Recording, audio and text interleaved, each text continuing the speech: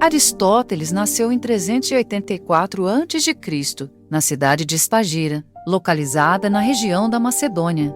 Seu pai, Nicômaco, era médico da corte do rei Amintas III, e isso fez com que Aristóteles crescesse em um ambiente profundamente marcado pela ciência e pela observação da natureza. Desde muito jovem, teve contato com estudos de biologia e medicina, o que moldaria sua curiosidade intelectual e seu método de investigação. Aos 17 anos, mudou-se para Atenas e ingressou na famosa Academia de Platão, onde permaneceu por cerca de 20 anos. Embora fosse discípulo dedicado, Aristóteles não concordava com todas as ideias de seu mestre. Platão defendia que o verdadeiro conhecimento estava no mundo das ideias, uma realidade superior e imutável. Aristóteles, por sua vez, acreditava que o conhecimento deveria partir da experiência sensível, da observação concreta e da análise lógica. Essa divergência seria fundamental para a construção de sua própria filosofia. Após a morte de Platão, Aristóteles deixou Atenas e passou a viajar por diversas regiões, aprofundando seus estudos e ampliando sua visão de mundo. Foi então convidado por Filipe II da Macedônia para ser tutor de seu filho, Alexandre, que mais tarde ficaria conhecido como Alexandre o Grande. Essa relação aproximou Aristóteles das esferas políticas e militares, mas também lhe deu acesso a recursos que ampliaram suas pesquisas e permitiram que ele reunisse um vasto acervo de conhecimento. Durante os 20 anos em que permaneceu na Academia de Platão, Aristóteles absorveu intensamente os ensinamentos do mestre, mas também desenvolveu suas próprias críticas. Platão acreditava que o mundo sensível era apenas uma cópia imperfeita do mundo das ideias, e que o verdadeiro conhecimento estava nesse plano superior e imutável.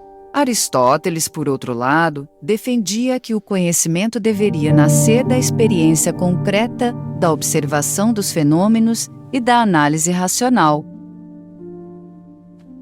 Para ele, não havia necessidade de separar o mundo das ideias do mundo real. A essência das coisas podia ser compreendida a partir da investigação da própria realidade.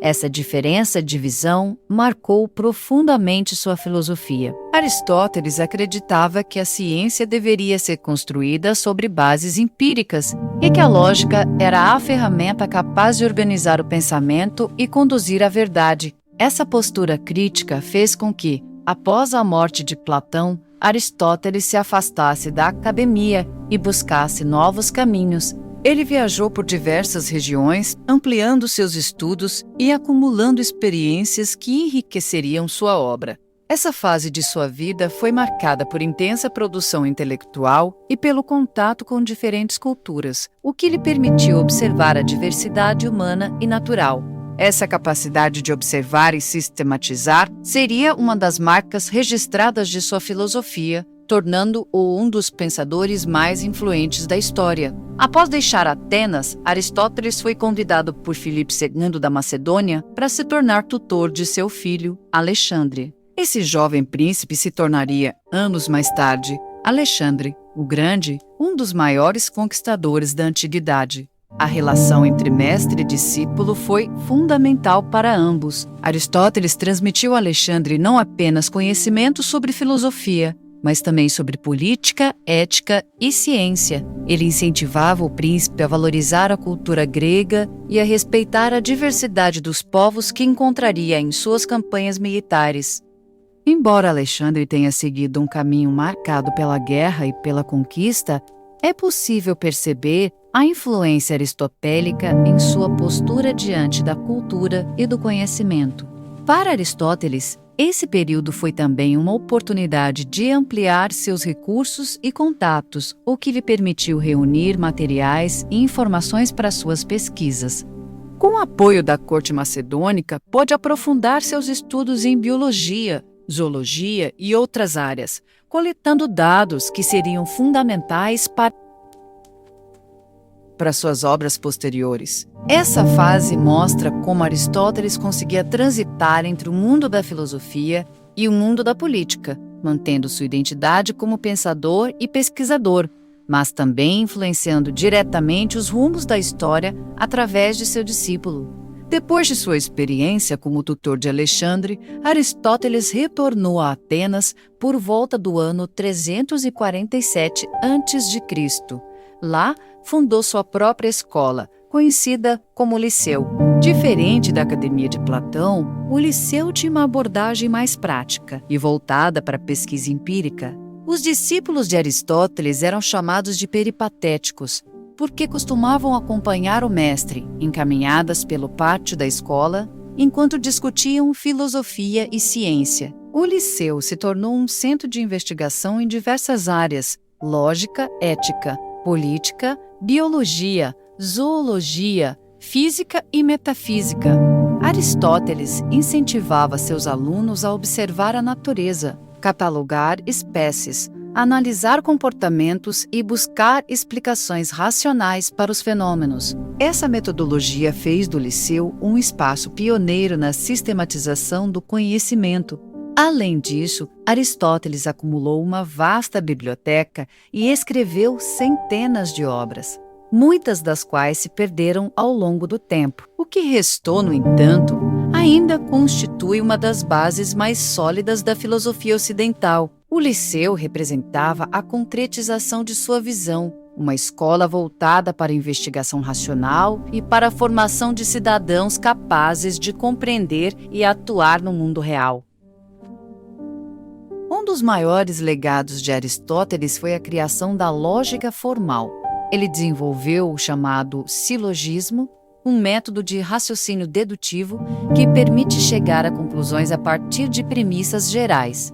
Por exemplo, todos os homens são mortais. Sócrates é homem. Logo, Sócrates é mortal. Esse tipo de raciocínio estruturado se tornou a base da lógica durante muitos séculos, sendo utilizado até a Idade Média e influenciando profundamente o pensamento científico. Para Aristóteles, a lógica era a ferramenta que organizava o pensamento e permitia distinguir argumentos válidos de falácias. Ele acreditava que, sem lógica, não seria possível alcançar o verdadeiro conhecimento. Sua obra Organon reúne os principais escritos sobre lógica e demonstra sua preocupação em criar um método universal para o raciocínio humano. Essa contribuição foi tão importante que, por quase 2000 anos, a lógica aristotélica foi considerada insuperável. Somente no século XIX surgiriam novas formas de lógica que ampliariam e reformulariam seus conceitos. Ainda assim, Aristóteles permanece como o fundador da disciplina e seu método continua sendo estudado e aplicado em diversas áreas, da filosofia matemática, da ciência da computação ao direito. Aristóteles acreditava que o objetivo maior da vida humana era alcançar a eudaimonia, palavra grega, que pode ser traduzida como felicidade ou florescimento humano. Para ele, a felicidade não era um prazer momentâneo, mas sim uma vida vivida em conformidade com a virtude. A ética aristotélica se baseava na ideia de que cada ser humano possui uma finalidade e que essa finalidade só pode ser atingida através da prática constante da virtude. Virtude, para Aristóteles, era o equilíbrio entre extremos. Por exemplo, a coragem é o meio-termo entre a covardia e a imprudência. Esse conceito ficou conhecido como doutrina do meio-termo. Ele defendia que a vida ética não era resultado de regras rígidas, mas sim da capacidade de encontrar o equilíbrio adequado em cada situação. Essa visão prática e realista da moralidade tornou sua ética uma das mais influentes da história. Até hoje, filósofos e estudiosos discutem e aplicam suas ideias em contextos modernos, como psicologia, política e educação. Aristóteles acreditava que a virtude se desenvolve através do hábito. Quanto mais praticamos ações virtuosas, mais nos tornamos virtuosos. Assim, a felicidade não é um destino, mas um caminho construído diariamente. Aristóteles também dedicou grande parte de sua obra ao estudo da política. Em seu livro Política, ele analisou diferentes formas de governo e buscou compreender qual seria a melhor organização para a vida em sociedade. Para ele, o ser humano era um animal político, ou seja, alguém que só poderia realizar plenamente sua natureza vivendo em comunidade. Aristóteles classificou os governos em 3 formas legítimas: monarquia, aristocracia e democracia. No entanto, reconhecia que cada uma dessas formas poderia se corromper. A monarquia poderia se transformar em tirania, a aristocracia em oligarquia e a democracia em demagogia. Sua análise era realista e baseada na observação das cidades-estado gregas. Ele defendia que o melhor governo seria aquele capaz de promover o bem comum e garantir a participação equilibrada dos cidadãos. Além disso, Aristóteles acreditava que a educação era fundamental para formar cidadãos virtuosos e conscientes de seu papel na sociedade. Sua visão política influenciou profundamente o pensamento ocidental, servindo de base para reflexões sobre democracia, cidadania e justiça que continuam atuais até hoje. Aristóteles dedicou grande parte de sua obra ao estudo da metafísica, termo que significa, literalmente, além da física. Para ele, a metafísica era a ciência que investigava os princípios mais fundamentais da realidade, aquilo que está por trás de todas as coisas. Diferente de Platão, que acreditava em um mundo das ideias separado do mundo material, Aristóteles defendia que a essência das coisas estava presente nelas mesmas. Ele introduziu o conceito de substância, que seria aquilo que dá identidade a cada ser. Além disso, formulou a teoria das 4 causas: causa material, causa formal, causa eficiente e causa final. A causa material é aquilo de que algo é feito. A causa formal é a forma ou estrutura que define o objeto. A causa eficiente é o agente que produz a mudança. E a causa final é o propósito ou objetivo da coisa. Essa teoria permitia explicar não apenas a existência dos objetos, mas também suas transformações e finalidades. A metafísica aristotélica influenciou profundamente a filosofia medieval, especialmente pensadores como Tomás de Aquino, que adaptaram suas ideias ao pensamento cristão. Até hoje, a busca por compreender os fundamentos da realidade continua sendo inspirada por Aristóteles. Aristóteles não foi apenas filósofo, mas também cientista. Ele realizou observações detalhadas da natureza, catalogando plantas e animais, descrevendo comportamentos e classificando espécies. Embora algumas de suas conclusões estejam ultrapassadas, sua metodologia foi revolucionária para a época. Ele acreditava que o conhecimento científico deveria partir da observação empírica e da sistematização dos dados. Em zoologia, descreveu mais de 500 espécies de animais, analisando suas características e modos de vida. Em física, estudou o movimento, a causa das mudanças e a relação entre matéria e forma. Em astronomia, acreditava que a Terra estava no centro do universo, ideia que seria contestada séculos depois por Copérnico e Galileu.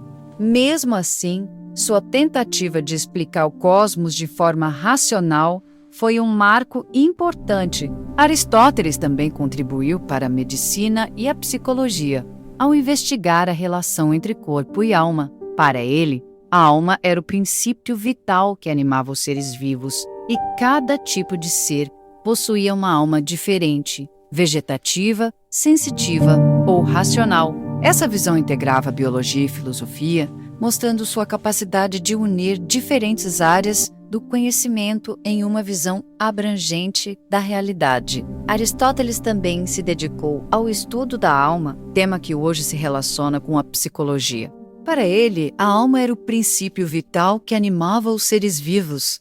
Diferente da visão religiosa posterior, Aristóteles não via a alma como algo separado do corpo, mas como aquilo que dava forma e função ao organismo. Ele classificou a alma em 3 tipos: vegetativa, sensitiva e racional. A alma vegetativa estava presente nas plantas, responsável por funções básicas como nutrição e crescimento. A alma sensitiva estava nos animais, permitindo percepção, movimento e desejo.